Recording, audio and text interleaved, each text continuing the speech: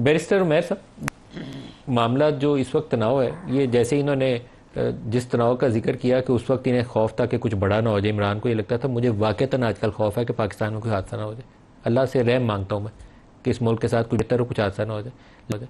लगता नहीं है आपको कि हम इसी तनाव में कहीं और ना निकल जाए? देखें, तो आप बिल्कुल ठीक कह रहे हैं, तनाव भी है और हम ग्राउंड रियलिटीज़ को नहीं असेस कर रहे। हम ग्राउंड रियलिटीज़ को देखने या समझ भी रहे हैं तो हम इग्नोर कर रहे हैं, और हम चाह रहे हैं कि हम एक ही माइंडसेट से उसका हल कर लें। वो होना नहीं है।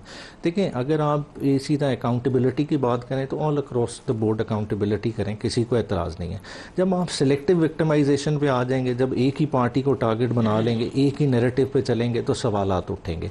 और जब आप स्पेस नहीं देंगे, बलूचिस्तान में भी आपने स्पेस नहीं दी, आज हालात इधर बन गए। आज पाकिस्तान की सबसे बड़ी पॉपुलर पार्टी है, उसको भी आप स्पेस नहीं दे रहे। आज उसके बंदे तोड़ने की दोबारा से बात हो रही है। 8 फरवरी को पहले आपने उसके बंदे छीने, रिजर्व सीटें आपने उसको डिनाई की। आज आप फोर्स कर रहे हैं उसके बंदों को कि वो अपनी पार्टी को अबेंडन करके कॉन्स्टिट्यूशनल पैकेज के लिए वोट करें। तो ये किसकी आंखों के नजरे हो रहा है? सब आपके बंदे तोड़े बगैर 224 की तादाद पूरी नहीं होती। देखिए, मैं आपको ऑन ग्राउंड बता सकता हूँ, इनके पास 212 बंदे हैं, इनके पूरे इत्तेहाद के पास, जिसमें स्पीकर साहब का वोट इंक्लूडेड है। वो माइनस करें, 211 बनते हैं। 2 वोट उसमें ऐसे हैं जो हमारे गलत एफिडेविट वाले इन्होंने अपने इंक्लूड किए हैं। आदिल बाजई बलोचिस्तान से, नून का उसका एफिडेविट शो करके उसे नून की तरफ किया हुआ है। इसी तरह से हमारे एक और MNA गुजरात से, उनका काफ लीग में शो किया, हालांकि वो हमारे साथ बैठते हैं। ये 2 वोट नहीं करेंगे, वो माइनस करेंगे, 209 पे आ जाते हैं। फिर मौलाना फजल रहमान साहब अगर आ भी जाएं ऑन बोर्ड, तो फिर भी इनसे 6-7 बंदे नहीं पूरे होते। तो वो किस तरह से पूरे होंगे, हर किसी को पता है।